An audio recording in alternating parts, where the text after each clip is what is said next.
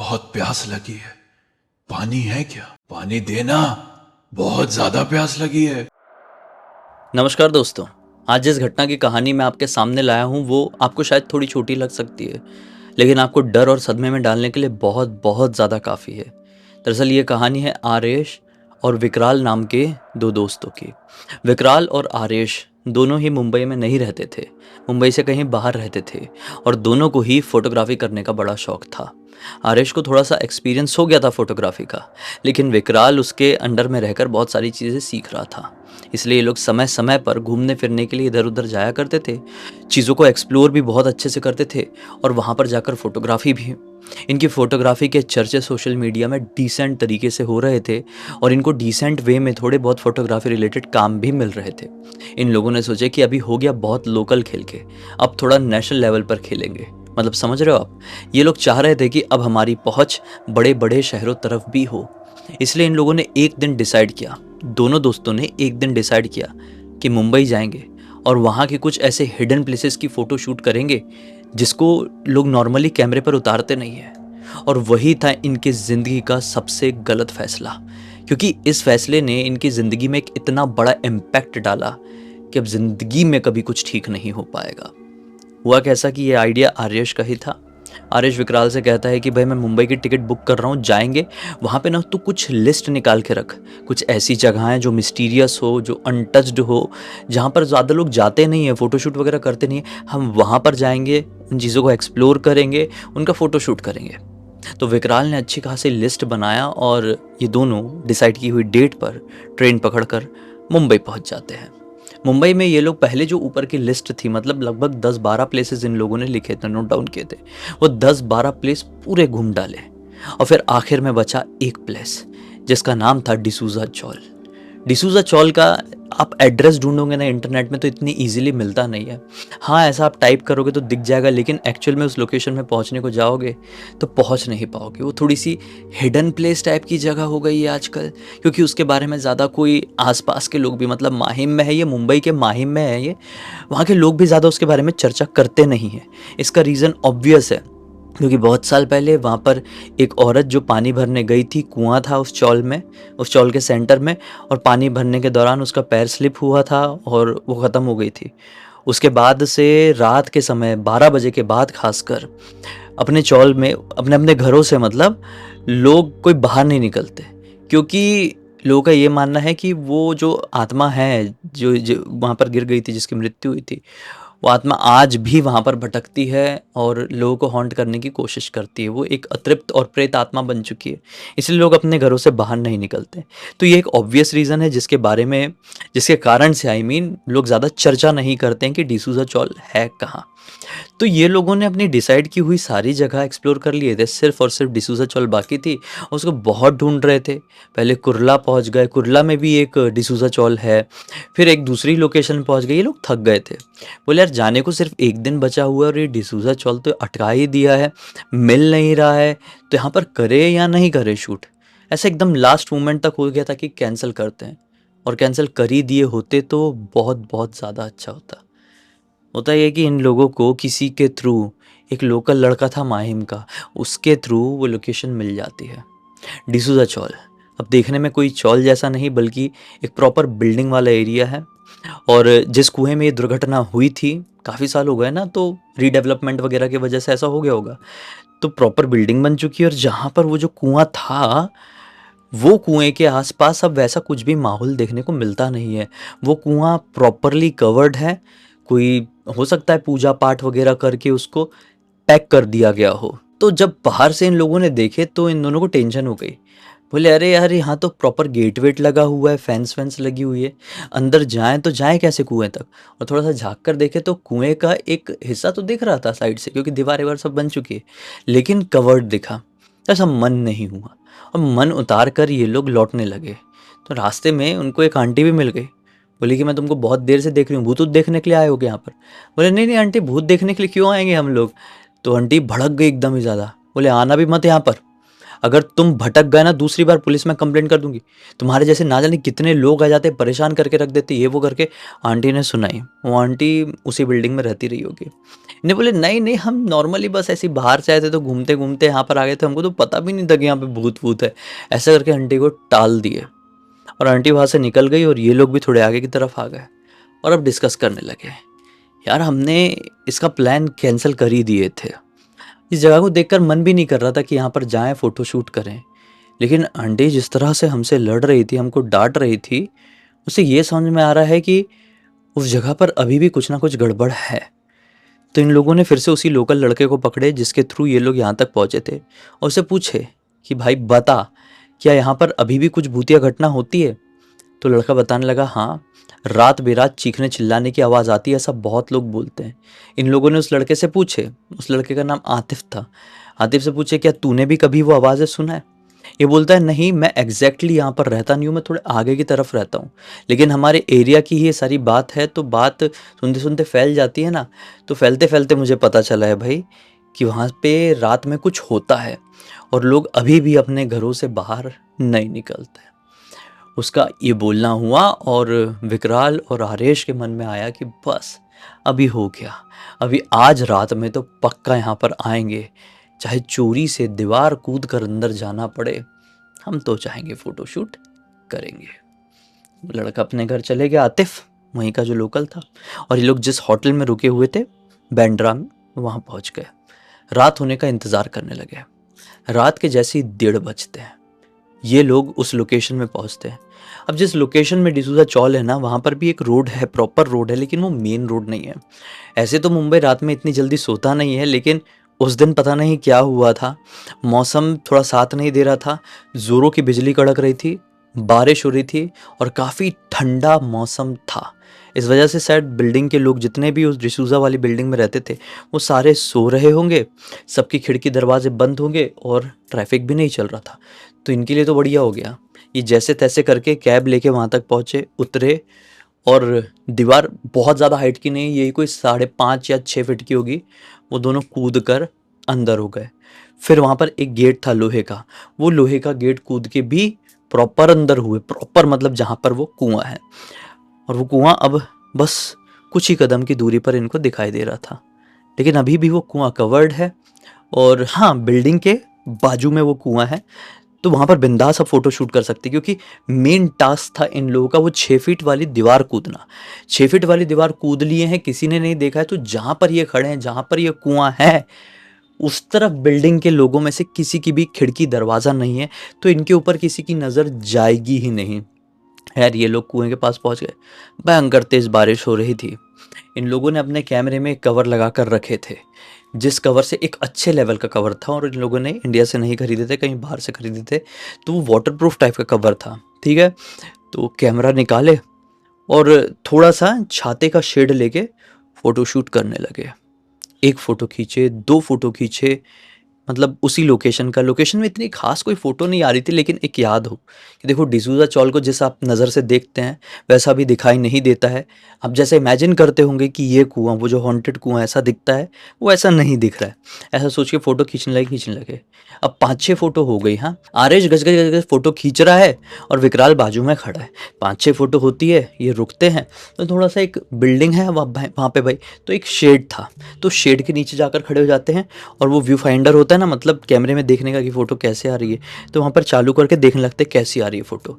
तो कुछ बारिश की वजह से बिगड़ गई थी, तो कुछ ढंग से आ ही नहीं पाई थी, ऐसी 2-3 फ़ोटो तो वेस्ट हो गई थी। एक फ़ोटो क्लियर तो थी, लेकिन वो कुआं जो था, उस कुएं के पीछे की तरफ कोई इनको खड़ा हुआ दिखाई दिया। अब देखो भाई, ये फ़ोटो शूट बहुत रात में हो रहा है, बहुत तेज़ बारिश हो रही है और तेज़ बारिश के साथ ये फ़ोटो शूट कर रहे हैं, तो बहुत क्लियर फ़ोटो आए ये पॉसिबल ही नहीं है, क्योंकि बारिश की बूंदें भी कई बार ऐसे कैप्चर हो जाती है कि लग सकता है सामने कोई आदमी तो नहीं खड़ा है। बारिश की मोटी मोटी बूंदें गिर रही है और बाहर स्ट्रीट लाइट जल रही है, उसके रिफ्लेक्शन से अगर आप फ़ोटो खींच रहे हैं तो गड़बड़ हो सकता है फ़ोटो में। तो इनको क्लियर फील हुआ कि एक फ़ोटो साफ आई है, लेकिन उसमें भी कुएं के पीछे कोई खड़ा हुआ दिखाई दे रहा है। तो उसमें ना ये लोग बहस करने लगे, बोलने लगे नहीं यार, ये पानी की बूंद है, मतलब विकराल बोल रहा है ये पानी की बूंद है, आरुष बोल रहा है नहीं कोई खड़ा हुआ दिख रहा है, ध्यान से देख। रियल में नहीं दिख रहा है यार, लेकिन वहां पर फोटो में दिखाई दे रहा है। ऐसे ऐसे करके लोग बात करने लगे कि इतने में पीछे से आरुष को हल्की सी कान में आवाज सुनाई देती है, बहुत प्यास लगी है, पानी है क्या? और ये किसी औरत की आवाज थी। अब आप इस सीन को समझो, शेड के नीचे ये लोग खड़े हुए हैं, कुआं बिल्कुल सामने दिखाई दे रहा है, ये डिसूजा चौल वाली वो बिल्डिंग है। इसको पीछे से आवाज आई, इस तरफ जो है, मतलब मैं आरुष हूँ समझ लो, तो आरुष के इस तरफ उसका फ्रेंड खड़ा हुआ है विकराल, उसको जो आवाज आई ना पीछे से ऐसे कहीं आई है। तो इसको ऐसा क्या लगा कि विकराल मस्ती किया, मेरा ध्यान कैमरे में था, कुएं की तरफ था, विकराल ने मस्ती किया है कि औरत की आवाज़ में ऐसा बोलकर मुझे बहुत प्यास लगी, पानी है क्या? तो पहली बार मैं इग्नोर किया, नाटक मत कर। तो विकराल शॉक्ड हुआ, क्या नाटक मत कर? बोले चुपचाप से फोकस कर भाई, ये देख मुझे टेंशन हो रही है, एक और फोटो निकाले क्या? विकराल बोलता है हाँ हाँ चलो निकालते हैं। तो अभी ये खींचने को ही हुआ कि विकराल ने रोक दिया। विकराल बोलता है रुको रुको, एक बार मुझे खींचने दो फोटो। अब विकराल ने कैमरा लिया और विकराल फोटो खींच ही रहा था, प्रॉपर लिया। आरुष का पूरा ध्यान विकराल की तरफ है कि विकराल फोटो खींच रहा है कि आरुष को फिर से आवाज सुनाई देती है, पानी देना, बहुत ज्यादा प्यास लगी है। अरे भाई इसका पूरा खून जम गया और ये सकपका कर तुरंत पलट कर देखता है तो क्या पाता है, एग्जैक्टली इसके पीछे एक औरत खड़ी हुई है, सफेद साड़ी पहनी हुई, पूरी तरह से भीगी, पूरे बाल से ऐसा टप टप टप टप पानी टपक रहा है कि ऐसा लगे कि ना जाने कितनी देर से, कितने घंटे से बारिश में खड़ी होगी। ये ऐसा हो गया एकदम से, तो विकराल को भी फील हो गया, फोटो खींच रहा था विकराल की, अरे आरुष ऐसा क्यों घबरा रहा है? तो विकराल ने कैमरा नीचे किया और वो भी पलट कर देखता है तो उसने भी साफ देखा कि एक औरत खड़ी हुई है। और अब ये थोड़े से ना ऑकवर्ड हो गए इस जगह पर, क्योंकि ये चोरी से इस जगह पर घुसे हैं, इनको डर भी हो गया कोई ये बिल्डिंग की तो नहीं है, इसने हमको देख तो नहीं ली है, बिल्डिंग से उतरकर हम तक आई तो नहीं है और अब हमारे साथ मजाक तो नहीं कर रही, हमको पीटेगी पार्टी तो नहीं, लोगों को तो नहीं बुला लेगी, ऐसा बोल के ना ये थोड़ा सा ऐसा पीछा होने को हुए। लेकिन इनके पैर जम गए थे भाई, ये दोनों उस औरत को बस ध्यान से देख रहे हैं। ध्यान से देखते देखते विकराल के हाथ से कैमरा भी नीचे गिर गया है, कैमरा प्रॉपरली नीचे गिर गया उसी शेड के अंदर। यहाँ पर पानी नहीं आ रहा था, टीन का शेड था, कैमरा नीचे गिर गया और दोनों बस ध्यान से देख रहे। वो औरत अब कुछ नहीं कह रही है, एक कदम आगे आई, दो कदम आगे आई, अब पीछे हटने की दोनों को जगह नहीं। तो आरुष बोल ही दिया कि अरे भाई कौन हो तुम, और ऐसे हमारी तरफ आगे क्यों बढ़ रही हो, थोड़ा पीछे हटकर बात करो।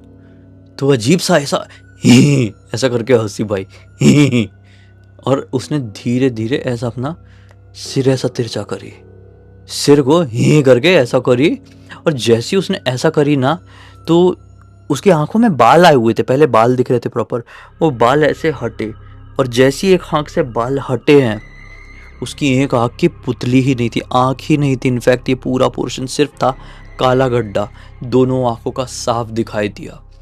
ये इतनी जोर से घबराए कि कुछ सेकंड के लिए दोनों की हार्ट बीट रुक चुकी थी, क्योंकि जैसे ही वो नज़ारा दिखा उस औरत के चेहरे का, गाढ़ से बिजली कड़की थी, बहुत जोर के कड़की थी। मतलब ये मन ही मन बस ये चाह रहे थे कि हम अपनी इतनी हिम्मत बांध ले कि इस औरत को क्रॉस करके हमको भागकर जाना है उसी तरफ, क्योंकि भागने वाले रास्ते में ही वो औरत खड़ी हुई है और जहां पर ये खड़े हैं पीछे दीवार है, तो पीछे से भाग नहीं सकते थे। वो फिर से एक कदम आगे आए और जैसी उसने ऐसा हाथ बढ़ाई है, उसका हाथ देख के तो मैं क्या बताऊं, हाथ था ही नहीं, मतलब हाथ था, स्किन मांस ऐसा कुछ भी नहीं था, और जैसे कंकाल का हाथ होता है बिल्कुल वैसे ही हाथ था। ऐसा हाथ बढ़ाई इनकी तरफ, जोर से चिल्ला के, भाई ऐसा गिरते पड़ते, नीचे कीचड़ हो गया था, मिट्टी वाली टाइप की जमीन थी, गिरते पड़ते भागे, गिरते हुए लिटरली कूदते कूदते बहुत जोर से कमर में झटका लग गया विकराल के, जो दीवार थी उससे कूदते हुए बहुत जोर का झटका लग गया, और जैसे तैसे करके लेकिन फाइनली ये लोग बाहर निकल गए। थोड़ी आगे दौड़ते दौड़ते गए, एक टैक्सी खड़ी थी, उसमें सवार हुए, बोले जल्दी निकालो यहाँ से, हमको बैंड्रा के होटल में जाना है। उसने गाड़ी निकाल लिया, टैक्सी वाले ने भी इनसे ज़्यादा कुछ पूछा नहीं, और पूरे रास्ते भर ये दोनों ने भी एक दूसरे से कुछ भी बात नहीं की। विकराल बस अपनी कमर पकड़ के बस बैठा ही हुआ है। थोड़ी देर बाद ये लोग अपने होटल में पहुंच गए। अब इन लोगों के पास पेन किलर वगैरह, कोई भी ट्रैवल करता है तो रखा रहता है, तो पेन किलर थी। वो पेन किलर विकराल ने खा लिया और सोचा कि थोड़ा सो जाते हैं। ये सोने को हुए, नींद नहीं आ रही थी, नींद नहीं आ रही थी, इसका दर्द थोड़ा कम हो गया। लेकिन सुबह के लगभग यही कोई 4:30-5 के आसपास का समय हो गया। बारिश अब पूरी तरीके से रुक चुकी थी और इनके दिमाग में आया कि हमारे होटल से वो जगह ज़्यादा कोई ख़ास दूर है नहीं, कैमरा इतना महंगा वहाँ पर छूट गया है, गिर गया है, तो क्यों ना हम वापस से वहाँ पर जाएं। और दिन का वक्त हो चुका, मतलब 5 बज गए, ब्रह्म मुहूर्त आ गया। अब ऐसा कोई भूत चुड़ैल हमको दिखाई नहीं देगी, कैमरा उठाकर वही आ जाएंगे, नहीं तो नुकसान हो जाएगा ना। म्यूचुअली डिसाइड किए कि जाएगा कैमरा लेने के लिए तो सिर्फ और सिर्फ आरेश। विकराल थोड़ा सा आराम करेगा क्योंकि अभी अभी दर्द उसका ठीक हुआ है कमर का। ये गया वहां पर चोरी से वैसी कूद काद के कैमरा उठाकर वापस से आ गया होटल में, किसी को पता नहीं चला। अब जब होटल में आया उसने लैपटॉप में मेमोरी कार्ड निकाला और लगाया, तो कुछ चीजें देखकर ये एकदम दंग रह गया। पिछली रात में जिस फोटो को लेकर ये कंफ्यूज थे और इतने से व्यू फाइंडर में देख रहे थे कि यार फोटो में कोई दिखाई दे रहा है क्या, दिखाई दे रहा है क्या, लैपटॉप की स्क्रीन में वो बड़ा था और बहुत साफ दिखाई दे रहा था। जी हाँ, कैमरे में कैप्चर हुआ था कुएं के उस तरफ एक औरत खड़ी दिख रही थी, सफ़ेद साड़ी वाली, और सेम टू सेम वही हुलिया था जो अचानक से इनके पीछे आ गई थी और पानी मांगने लगी थी। खैर, इन लोगों ने फिर आगे की तरफ बढ़ाया। उसके बाद तो कोई फोटो कैप्चर नहीं होनी चाहिए थी ना, लेकिन एक और कैप्चर हुई थी फोटो। उस फोटो में साफ दिखाई दे रहा था कि आरेश कुएं के पास खड़ा है और वो जो कुएं का ढक्कन लगा हुआ है, उस कुएं के ढक्कन के ऊपर वही चुड़ैल खड़ी है और कैमरे को देखकर स्माइल कर रही है और आरेश के दोनों कंधों में अपने दोनों हाथ रखी हुई है। आरेश फिर से इतना ज़्यादा डर गया कि डर के मारे उसने तुरंत अपना लैपटॉप बंद कर दिया, मेमोरी कार्ड निकाला, तोड़ के फेंक दिया लिटरली। क्योंकि ये कैमरा कोई ऑटो क्लिक वाला कैमरा नहीं था कि अपने आप इसकी फोटो खिंच जाएगी, ये सब हो जाएगा। ये सब हुआ भी नहीं था, वो फोटो इसको दिखाई दे रही थी, साफ साफ विकराल ने भी देखा था। ये दोनों पूरी तरीके से ब्लैंक थे कि हमारे साथ ये क्या हुआ है, और कैमरे में ये फोटो आई तो आई कैसे। खैर, इन लोगों ने ज़्यादा उस चीज़ के बारे में डिस्कस नहीं किए। सिद्धिविनायक मंदिर गए, भगवान से आशीर्वाद लिए कि हमसे एक गलती हो गई है, पता नहीं हमारे दिमाग में क्या हो रहा है, वो भ्रम हो रहा है, वो जो हमने फ़ोटो देखे वो सच्चाई भी थी या नहीं, या फिर वो सिर्फ एक इल्यूजन था, नहीं पता, लेकिन आप ही एक सहारा है हमारी रक्षा करना। ऐसा बोल के सिद्धिविनायक से इन लोगों ने दर्शन किए और अपनी ट्रेन पकड़ के बैक टू अपने घर, वेस्ट बंगाल में रहते थे, अपने घर पहुँच गए। कुछ ही दिन बाद विकराल की कमर में फिर से दर्द उठा। अस्पताल लेकर गए, डॉक्टर को पता ही नहीं कमर में दर्द क्यों हो रहा है। दूसरे अस्पताल में लेकर गए, दुनिया भर की जांच हुई, कुछ समझ में नहीं आ रहा है, सब ओके रिपोर्ट, लेकिन इसी कमर का दर्द सहन होने लायक नहीं था। बहुत दवाई चली, बहुत ट्रीटमेंट चला, कुछ सॉल्यूशन निकल ही नहीं रहा था।